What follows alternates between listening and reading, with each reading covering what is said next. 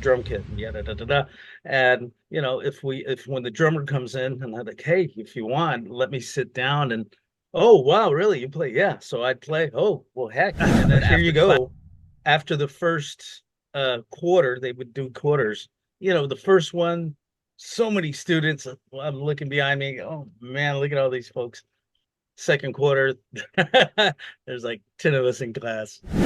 It's not the way Hollywood Hollywood or Disney portrays working it in the, it's you got to learn, you got to practice, you got to eat all your vegetables.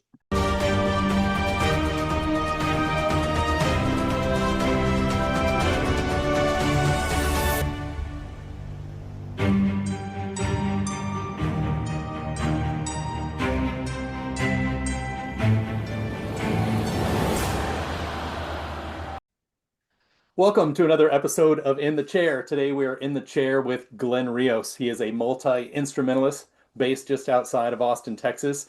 Uh, he has been playing for years. I've known him for a few decades. Um, but unlike most artists in 2025 who are trying to get their Spotify streams up or their YouTube subscribers up, uh, Glenn is an in-person artist. His career is built on relationships and performance. He's a drummer, again, like I said, multi-instrumentalist, engineer, and a producer. So welcome, Glenn Rios, to In the Chair. Hey, all right, it's good to be here. Uh, this is exciting. As you know, we go back a long way. Oh yeah, quite a long way. I'll let folks know that Glenn actually gave me drum lessons when I was in high school and turned me on to the devil's art of rock and roll. Oh yeah, oh Um, yeah. and we lost touch for a bunch of decades until I saw him credited on a random album. Uh, Glenn, I want to let you talk a little bit about what got you into music and how did you Right out of the what made womb, man. I was asked that recently at a gig, and I have to say there was no question. There was a lot of music around my family growing up. But I have to say, as far back as I can remember, I was ready. I was beating on, desks and tables, and I actually did the pots and pans thing when I was a kid. But literally? I did, and I would take them out. My mom had them stored in the kitchen, where the oven was at the bottom drawer, and the kitchen had a lot of concerts there.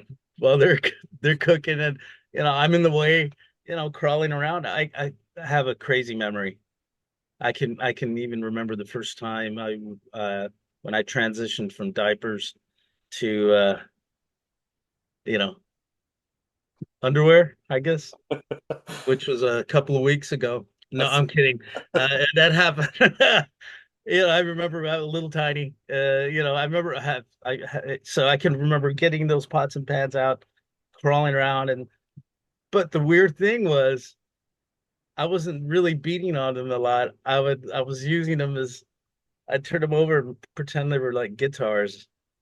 I wasn't really necessarily always beating on them as drums. But anyway, I did, and just anyway, yeah, very early on, I was just ready to go. It was just in me. I was ready to hit it. well, and then so you did music in school and went on to college and studied.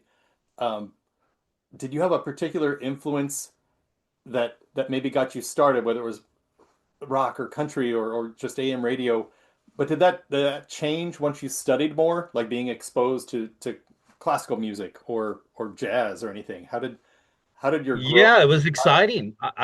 It was exciting because it was just whole new. Um, I guess found another faucet to turn on, and whoa, what is this stuff? And then the next thing you know, I'm getting a glass and pouring a little bit of that and a little bit of that and a little bit of that, mixing it up, and there it goes down the hatch, and wow, stuff started coming out. And it was like cooking, just mixing different ingredients together. So I was always excited to learn about, music from other cultures, and it really got me pumped up going thinking, wow, okay, there's so much more to learn, and still I'm always learning. But when I started getting that formal education, pretty exciting. Yeah. Yeah, it really helped elevate things, I have to say. We're from rural towns, the rural towns in West Texas. Yeah. Um, I kind of escaped that and moved to Austin. I think from that area. Did you move from there to the Dallas Fort Worth area?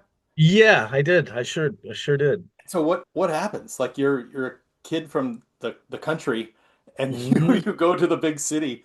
How do you get started in a big ass city like that? Well, I wanted to learn more about audio production, and I started seeing all these ads for Full Sail Recording was one. Of course, the Musicians Institute, which I considered going to until I saw I need really deep pockets for that. Actually, for all of them. But then I came across this Art Institute of Dallas, and it had audio and video production yeah, programs. Well, heck, let's give that a shot. And I happen to know someone from Alpine who was actually going to the Art Institute of Dallas. Okay. All right. And he kind of filled me in on the program and got me even more pumped up about it. And So so do you that's how I start made the transition. yeah, you just start networking with what, like the professors and then other students? Is that kind of how you got into that music scene a little bit?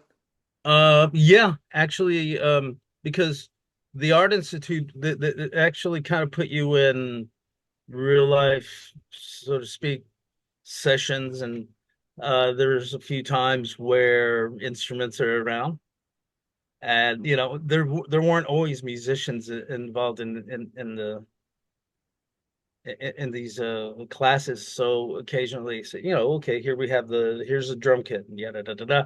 And if when the drummer comes in and I'm like, hey, if you want, let me sit down and oh wow, really? You play? Yeah. So I'd play, oh well heck. And then after class, it's hey, what are you doing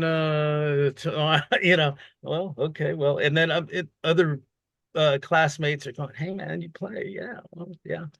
So then word got around, and so I started jamming with a few students, and um, so there we go. I actually got involved in quite a few bands in Dallas. So that I didn't think about that, but a number of people, I guess, who want to get into the music business and start learning, all these things, may not be musicians. I mean, that's kind of what you're saying, right? So you, Yeah, yeah. So there were a few folks who were there for the just to learn how to be an audio engineer. They wanted to learn, and some folks were there for the copyright law, and wanted to get that aspect of it. And so, but I that was the cool thing about the Art Institute is it it covered the gamut of the business of music. That's what it is. and did you find that it was it brutally honest? Yeah. So here you go. After the first quarter, they would do quarters. The first one, so many students. I'm looking behind me. Oh man, look at all these folks. Second quarter, there's like 10 of us in class. You know, they were quick to let you know, and then boy, this is going to be work. This is not, y- the industry. You're not going to be, hobnobbing immediately with, the high echelon stars, and there's more to this than capturing a good snare sound. There's work involved.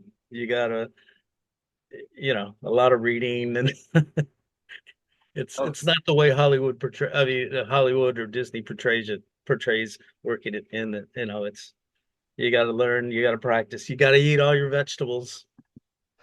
I Uh, think you know, just myself and just yeah, I mean every musician I know, it's like why do you do this? And usually it's because I have to. Because if it was an option, you would never choose it because it's not the yes, right.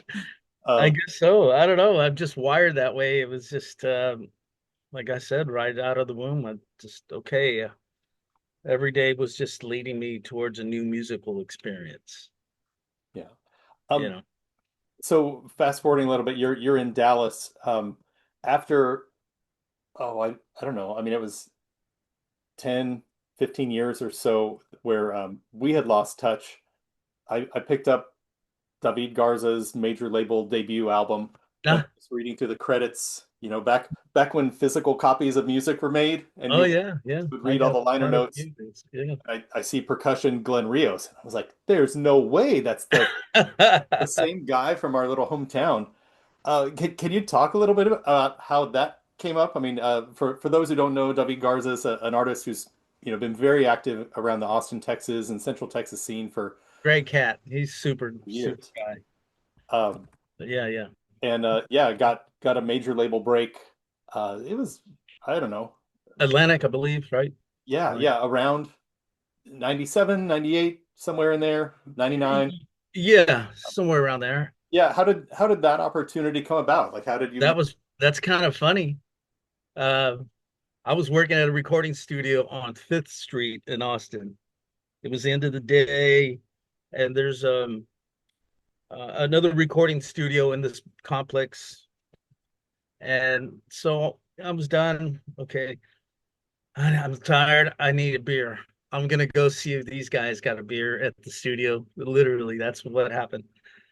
Okay, locked up, and I went, "Hey, what's up?" Hey, and David's in there working with the engineer there, and so I asked the engineer guy, super cat, man. I remember his name, Brian Davis. I wonder where he is these days. He was amazing, super talented. Anyway, he had his Omni recording studio there, and he was working with David and Chris Searles on the drums. And I walk in, hey, how's it going? Oh, hey, what's up, Rios? Hey, and before I could really, I saw the mini fridge. I'm looking at the mini fridge, and I'm kind of like pointing, motioning at this hot day, Texas weather, and I want that beer. Hey, go get your congas, man. Hey, go get my congas. Yeah, yeah, go get your congas. Okay, but and then yeah, but we're tracking. I'm looking at that fridge.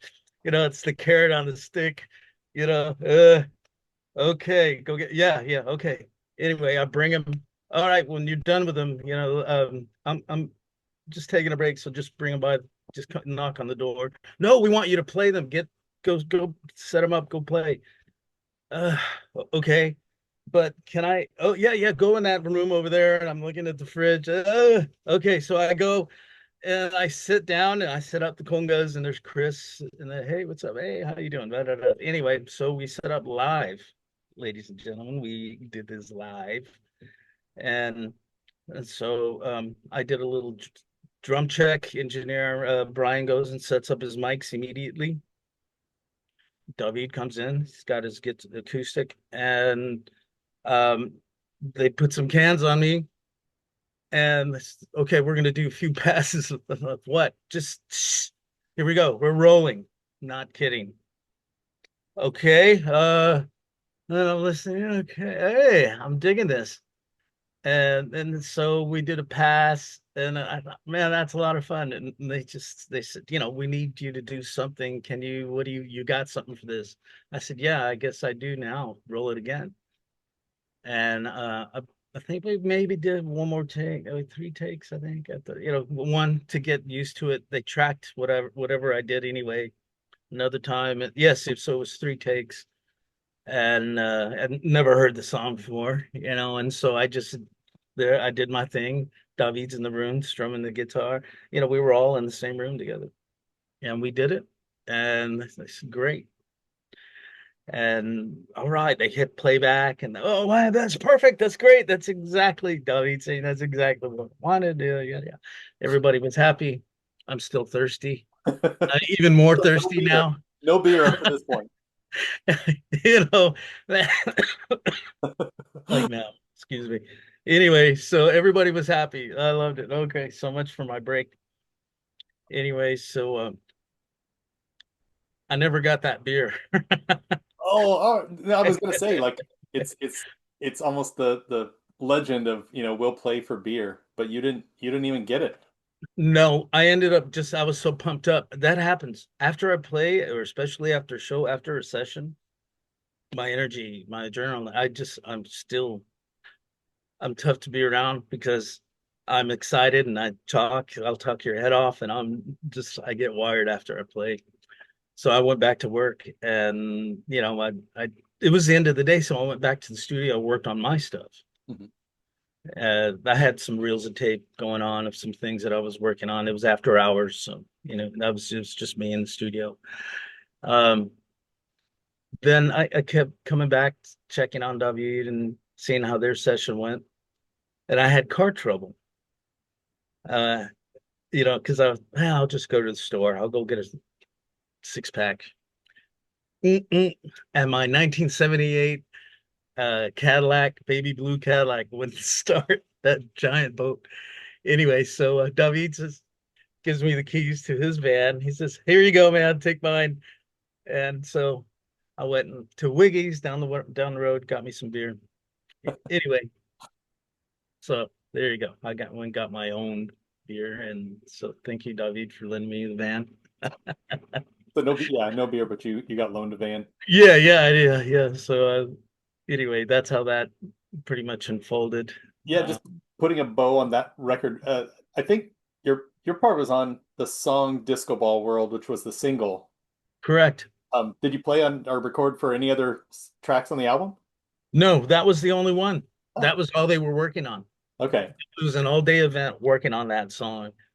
Okay. Uh, yeah, they kept wood shedding that one, and so I just happened to show up at the right time, and there you go. Literally popped in and heard it a few times, and then and then I that was it. Yep, yep. And then we'll hook up later, and yeah. Okay, good. All right, well, good luck. And next thing you know, I'm hanging out with my gal Leah. She had a fantastic spa, and she was still at work, so she says you can go upstairs and wait. I have my guitar with me. I'm sitting there waiting, playing the guitar. I turn her TV on, and just for background noise, and VH1 is playing, and I hear the track. What the heck? Hey, that was the tune. And it's David, and I look up, and there's some pendejo playing a water jug upside down as if that's the conga, some endomorphic model looking guy over there, you know, looking pretty and playing. Oh my gosh. And I went, oh, wait a minute. Okay, well, that's the biz. So So you whatever. you were basically Martha Wash with There CNC you go. Factory, right? Yeah. Uh, of yeah, they get the sexy model to Yeah. So yeah, that's fine. He's a pretty man playing a jug. That's fine. And I got a kick out of it. I'm just there. Well, hey, cool. VH1. All right, not so bad. That's where that went. That's where that landed. So then, I'm listening on this little tiny TV with one little speaker, and it was a happy moment. You know. No, So that's very cool. So you've been drumming and playing a lot. Um, I was lucky enough to see your studios since in the years since you've built up an impressive recording studio and oh, thanks. you record people and you produce and you engineer and you send tracks around and get tracks and all of that. Yeah. How did that come about? I mean, had you been recording this whole time and have just kind of amassed more equipment and a more defined space, or did you Yeah. that one day It like it I actually, yeah, back in 97, I was already thinking about it. And a buddy of mine, I was on Cedar Street, and um bass player of the band says, "Hey, yeah, because I'd run sound for a few gigs. Hey man, you got a good ear. Thanks. He says, do you do any studio stuff?" And I said, "Yeah, as a matter of fact, I'm working on Fifth Street." And anyway, he came in, did a project. Later on, says, "Hey, you should do your own thing, get your own studio together." I thought, well, I'm kind of working on that. That's one thing I've always wanted to do. That's heck, that's why I went to the Art Institute to get that under my belt. And then, back in the Alpine days, I had a tape machine, 4 tracks were the deal, 4-track cassettes. And a great friend of mine, Julian Mock from Alpine, Texas, incredible, phenomenal musician. Um, him and I, you know, burn the midnight oil, man. We'd go in 3 in the afternoon and come out. The sun is coming up, just, trying to figure out this multi-track thing. And so that really, that was the pinnacle moment going, wow, I got to learn how to do this better. You know, anyway, okay, I lost my train of thought, my No, track. yeah, no, the not transition, but the development of you Okay, so then there you go. running the Yeah, studio. sorry about that. Yeah. Anyway, so then I just started, saving up gig money, buying a mic here, buying a mic there. And then I was looking into multi-track systems. I got the old ADAT, and I was going to get digital before that mini disc was coming up. I did try the ADAT system, which is what David and his engineer Brian Davis were using for Disco Ball World that was recording on the ADAT system, which was great. Anyway, ADAT XT, I believe. Anyway, uh, it was okay. I had some issues with it. There were some mechanical things going on. And then next thing you know, I went with this Roland system. They came out with this great workstation, mini workstation. It was so I kept going from there. Anyway, I actually got gigs, recording gigs with that little machine, and with UT. I was composing music for the Stardate show that was produced at the recording studio I was working at on Fifth Street, and that kind of started the that was my kind of like my first paying gig, and I had another cat involved from Dallas. He was involved, and Nuke Cal, formerly known as Steve Norman. He got involved in it, and we put some music together for Stardate, and we recorded at the recording studio on Fifth Street, by the way, which was called Tim Stanton Audio. Tim Stanton, rest his soul. He was an incredible mentor. And that's a whole chapter right there in itself. Um, but the place kind of went under, and so I still was trying to be involved with UT. So I had this digital system at home, so I was using that and putting together music for them for some shows that they had. Let's see. Here's one right here. Let's see. No, that's Hispanic Heritage Month. I put music together for that. And let's see, what is this one? Oh, more than one. Yeah, I did Hispanic Heritage Month. I did it for 2 years. And then, well, the big one was that we did was the Roswell anniversary. So yeah. of like Area 51. Yeah, for Area 51, and what did I had? I like I said last night, I was gonna dig out all these CDs, and yeah, for Area 51. Let's see, I still have that. That's it's kind of interesting because like whether you're a performer or doing recording, there is some point at which you mess around in your basement or bedroom or something, crafting your skill, and then like the first day that someone says, "Oh, play my bar every Friday night, from 6 to 7 p.m." You're like, "Holy shit, I'm a professional." It's Yeah, like this, like you had yeah, recorded and mixed and everything, and you're like, "Now the like University of Texas at Austin is paying me." yeah, I know it Oh, was great, because I would get mailbox money whenever they would, air the show. I'd be cruising down the road and I'd hear, Stardate. And I'm like, hey, already I was involved in the project because I was an assistant engineer. And actually, that was a high pressure gig. incredibly talented people, way out of my league at the time. I'm still trying to find my way. And it was very corporate, but it's very, you know, sessions at 5. If you're there at 5, you're late. You know what I mean? Yeah, yeah. So that kind of a deal. But yeah, let's see. I don't know if you can see. I found there it is. Ah, Stardate. See the little UFO going across. that is that representative of Roswell? Oh yeah, yeah. So there it is. Uh, Stardate, a July. quick in the moment internet search tells me that Stardate is the America's longest running national daily astronomy radio feature. Oh my gosh. Well, there you go. Well, So, I'm proud to have that on my resume, So for uh let's see, how many years? I guess about 3 years I was involved. August 1st, my son's birthday.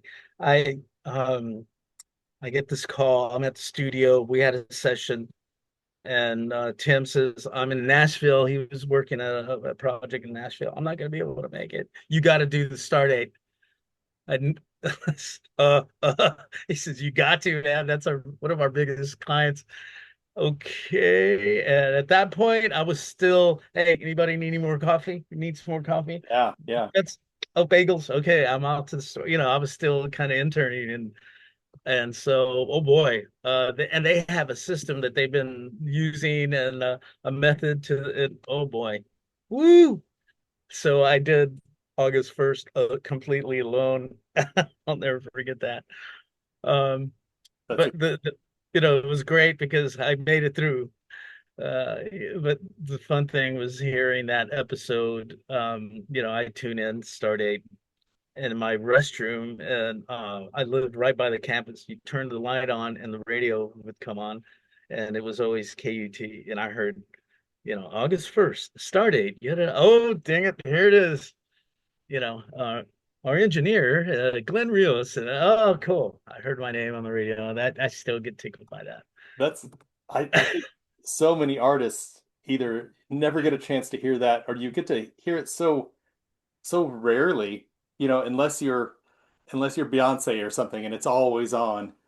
Um, Oh, for most right. artists, you get a few plays here and there. It's kismet when you get to hear Yeah. anything you participated on. Oh, right. Yeah, that happened in Dallas, with the band. That I got a kick out of hearing that. They used to have those make it or break it kind of deals where they would play local artists. And the cool thing about working at the Art Institute was any band that I was involved in, a lot of times, okay, we're doing all these classes, and so we're gonna record, we need talent. So hey fellas, they need a band for the class. So what we're in, let's do it. So we would be, I'd get one of my bands or a friend, hey man, we're gonna Julian Mock, I got him involved, and we did a song together, just him and I play bass and drums, and he did his guitar, and we would take advantage of the moment in the facility. Great facility. We would record over at Summit Burnett Recording Studio. The Stones recorded there, Jeff Beck, Wow. BB King. I mean, it still had an echo chamber too. Yeah, I remember. Yeah, well, people might not know that. Back in the day, we had echo chambers before uh, digital signal processing. It was a room, with the echo, reflections, and anyway. Yeah. I So don't even know if it's a big deal anymore because home recording is so much easier to start now. But yeah, but in the 90s it was all about, which of your friends were radio, television, film, music production majors because mhm. every year they have a project and they need musicians. So it was There you go. free demo. Find your friends who are Oh yeah, yeah. who are Oh music yeah, production majors. absolutely. So yeah, And and some of these studios, particularly Summit, Burnett, and Dallas, um, a student in a little higher class upperclassman. He was higher class. Uh, Good old Doug, big fella. He looks like a bouncer. Basically had a PA system in his van you know, you make your ears bleed. That's where we go test mixes. I was in good with him. I'd buy him a 12 pack of beer and I could go do drum tracks at Summit Burnett. He was Wow. also a student. So that was kind of neat, tracking in a big time studio and so I had access to Summit Burnett because of the school, which was great. I have a couple questions about right now with your current studio as it exists. The pandemic kind of made everybody do everything at home and do everything remotely. Like today, over a given few weeks span, um, do you have many musicians coming to you to record live, or do you more communicate and send digital files and share files on Dropbox or whatever? It's a little bit of both. But I guess lately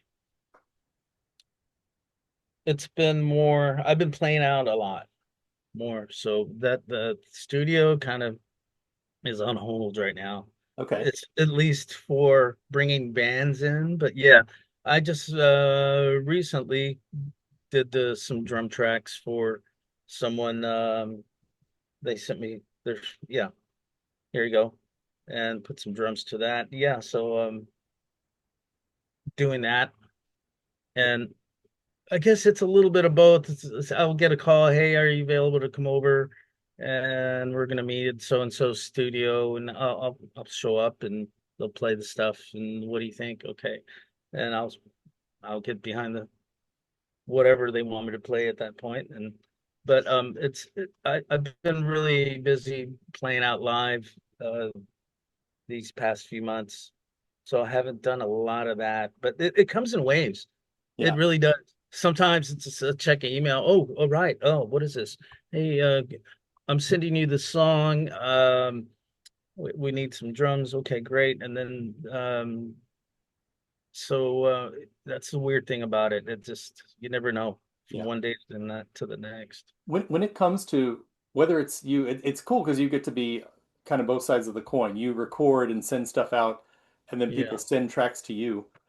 Is there are there what are some basics when somebody is recording themselves, gotchas or common mistakes or whatever, or maybe you take a great take of your own and send it and maybe you question what happens on the other end when it gets mixed. Like what are some of the frequent problems or tips that you have?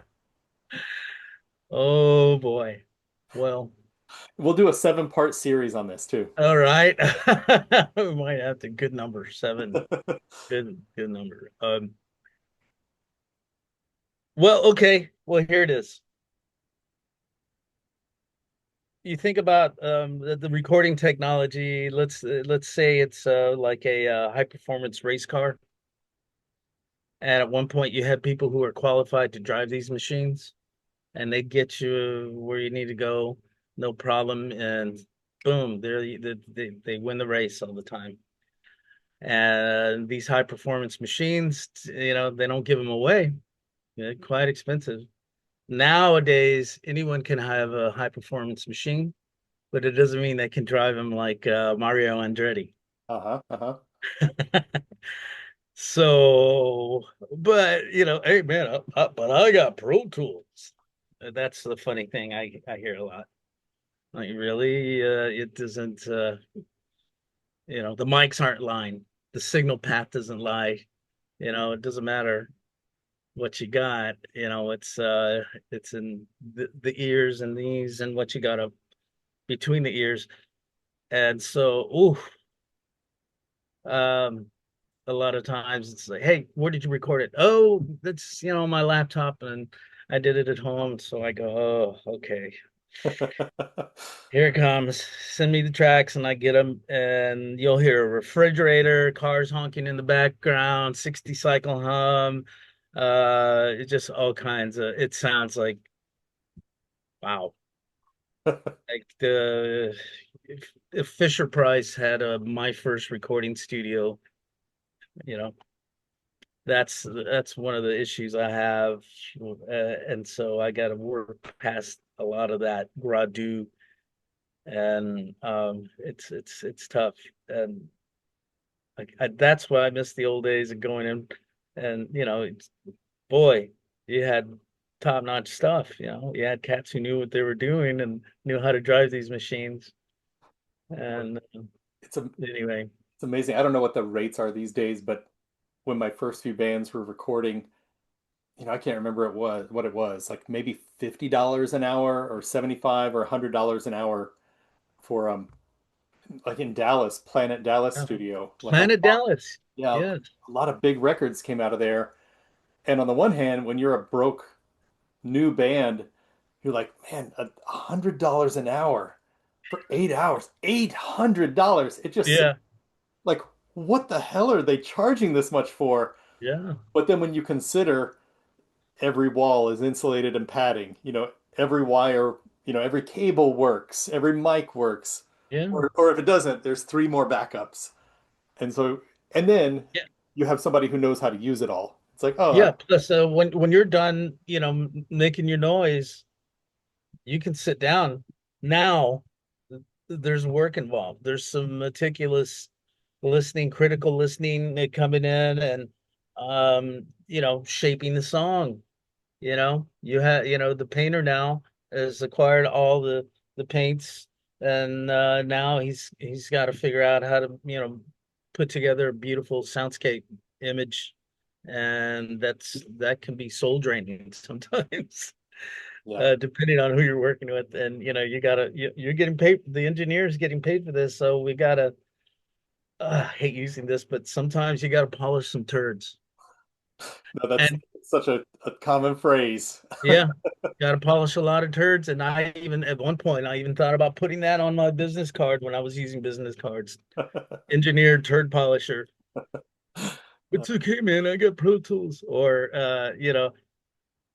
I'd get, hey, we recorded this on Pro Tools, but just listen to it. And okay. So Yeah, now you see some folks would have the, epiphany and go, oh, okay. Oh boy. So just you got your Pro Tools, let's record and we play it back and what is that? That doesn't sound like the album. No, it doesn't. yeah, yeah, Yeah, you don't know what you're doing. You got to know what you're doing. You got to eat all your vegetables, as I like to yeah. say. Yeah, No, you got this it makes me want to grab a beer and just talk about studio experiences, good and bad. to. Um, I want to talk a little bit about you told me before we started recording about the Big in Ireland project. Can Oh you yeah, Big in Ireland with talk Ralph what's Brandon. what's happening with that? And then I want to get to your sort of current live acts that you're actively gigging with. Okay, But yeah, Big in Ireland. What's up with Big in Ireland. That was great. That was a fellow bandmate, Ralph Brandon. Fantastic cat, man. He's super. I love the guy. Heart of gold. And he came to me because he wanted to work on some of his stuff. Got some songs, and would you be interested? I'd like to hire you to engineer and produce and mix some stuff for me. And yeah, let's do it. Great, no problem. And at the time though, he was recording at home, and he would send me the tracks, and he was kind of new to it. And so can you guide me and show me what to do? Yeah, you need to do this, and here's Dropbox, Google Drive, and all that stuff. And since he lives quite away from me, it's not like I could just show up immediately and say, hey, we're not in the same room, and here we are, bringing us to working online. The challenge is one of the challenges. Exchanging ideas immediately. Oh boy, it can be tricky. So here's what happened. He sent me some things, and here's a song, and he sent me the Big in Ireland song, and I'm listening, and right away my brain just starts going into musician mode, not so much engineer mode. And I'm thinking, ooh, this would be great if this was there, if this was like this and this. Okay, so then I just tamed that part of me and just held on to the engineer guy and said, okay, oh, Ralph, can you keep sending me stuff? And he kept sending me tracks, bass lines. And he was recording his vocals in his car, you know. Oh my You know, God. yeah, I showed him how to hang the mic over your visor so that the mic hangs in the front and you're sitting in the driver's seat. And so there you go. That way you got your vocal booth. Anyhow, so I couldn't take it. I said, "What about this?" You know, and I sent him some ideas, and he liked what I was doing. And next thing you know, it turned into a partnership on the song, not so much me getting his performances. And so I kind of redid some of his tracks, and that was the other thing because we were having some issues with signal, and like, oh man, that bass needs to be recut. There's some yeah, a few times he was recording and a storm, and so during the track you hear all this interference and like, oh, and okay, bass track is good, but at 2 minutes there's static. At 30 seconds there's also static. Static. You know what? I'm just gonna do a bass track. So, and I said it to him. Oh man, I love it. I said, okay, really? Okay. And then it just kept going. And then next thing you know, I'm adding drums and electric guitars and the whole works. And now at this point, he wants me to do. He was singing, so now he says, "Would you mind having a crack at the vocals?" I did some backing vocals on there, and that was fun.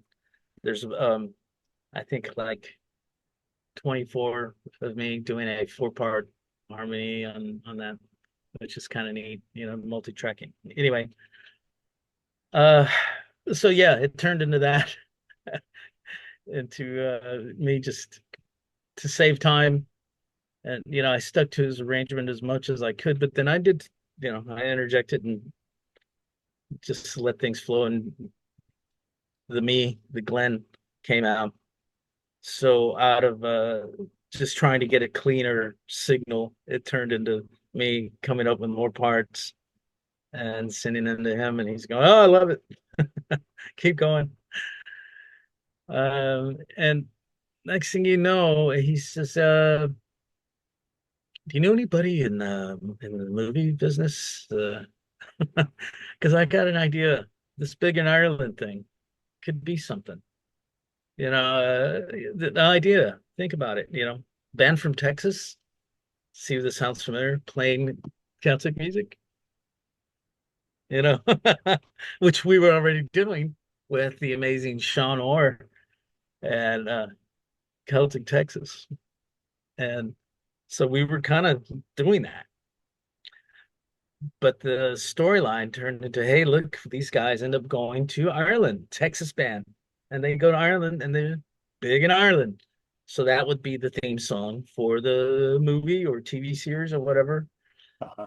And next thing you know, he's talking to Christopher Peters because we started going through our connections trying to find folks who were in film, and uh, no one was really had anything substantial, so he that they could help us out with. And okay, whatever, okay, moving on. And he says, "Hey, I got in touch with someone, Christopher Peters.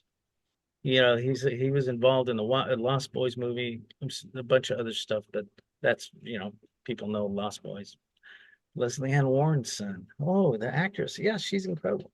Anyway, so he starts having meetings and plugging Big in Ireland, and people were loving it. And so there was talk of maybe there could be a miniseries, maybe a movie. We don't know. Next thing you know, Hollywood's on fire. All the fires and Literally. like, oh, perfect. Like, oh, great. Now, that kind of slowed things down. So So, what's the status of it right now? Do you know? uh, well, the status of that, well, is that it just stopped, and because of not necessarily because of the fires, but also because, boy, it's expensive to keep Christopher Peters, around. Nothing against him. He deserves to get paid for what he's doing and promotion. And nobbing with his suits to push the idea. Um, but he's still keeping in touch, and he contacts Ralph. I guess they're still kind of loosely in touch with each other. But as far as the song, now I'm starting from the ground up again with it. I've already recut some new drums for it, and the bass line. I got a new bass line. I got new ideas for it. Got my Gibson SG back, so I'll be using that. I'm excited about that. Anyway, so and then Ralph says, I want to hear the song with you singing the lead, so I'm gonna do that. So it's and then, but still, we want to push the idea to somebody else. If Christopher uh doesn't have time or nothing happens, but I guess he's still pretty optimistic about it and thinks that it could be something. So who knows Yeah. with that area? There's a lot of waiting around. So right now the song Big and Island it's out there. I think it's on iTunes and the artist is Sexy Green Machine. Yeah, that was the name. Brandon came up with a name for the band, and we got to have representation. So there's the band name. Because when I would send him mixes, and I'm titling the mixes, and I just wrote Green Machine one day. I was remember the Green Machines that you like the big wheel. Oh yeah. Yeah, the Green Machine. Were you a Green Machine guy or a big wheel I guy? I was don't know. Green Machine all the way. Like Oh, you. I've wanted one of those as an adult so much. They make adult versions of the Green Machine, by the way, and of the big wheel for Oh, real. geez. No, I wish I had a Green Machine. I know. So anyway, that's what I was thinking. I thought, hey, great, Green Machine. I sent it to him, and then he elaborated that sexy, which, you know, that makes a lot of sense. So anyway, No, that's cool. Um, we're, as we look to wrap up here, you were talking about right now you're primarily playing live with you're with Sean Orr, Trainwreck mhm. Shipping Company, and Diminished Returns. Are you mostly playing in Austin or how far regionally and how often are you out there? Weekly. You can weekly. I'm working um every month, and we're out with Trainwreck Shipping Company and Diminished Returns at um, Llano area, Fredericksburg, a lot of Fredericksburg gigs. I'm playing some wineries too with the Diminished Returns. Mhm. You know, have some wine, listen to some jazz works, and I love those cats. They're amazing people, amazing, and they've helped me out so much, and I'm very grateful for everything they've done for me. Amazing people, salt of the earth. That's Um, awesome when you find a good group. they're the Having best. fun with it, Just right? no, the stress is does non-existent. Well, I could elaborate on that, but it's lighthearted and fun. If the only stress is like, oh God, look, another gig. Yeah, well, I got 3 hours of sleep last night. How'd you do? Four? Okay. Let's go. Got it. Because we'll do, gig in the morning, well, in the morning, at the crack of noon, till maybe three, and then back up to the van and the trailer, excuse me, and then go to the next gig. And so anyway, Um, but yeah, so I've been work and Sean, uh, he's been really busy when we've been doing a lot of stuff and Bastrop and private events. There's a lot of private events, but um, Bastrop has been turning into the new Sixth Street for me. yeah, yeah. So I mean, it yeah, went yeah. one horse suburb town to now just a Mhm. huge. I mean, that's where the boom is happening. You have Yeah. So lots of for a places, while, huge ranch up. yeah, I was also working at playing at the Copper Shot down there. Great place by the way, Copper Shot. Love that place. Copper Shot, Gracie's, 602. Let's see, Neighbors. I'm in those venues from time to time. You can catch me there. with somebody.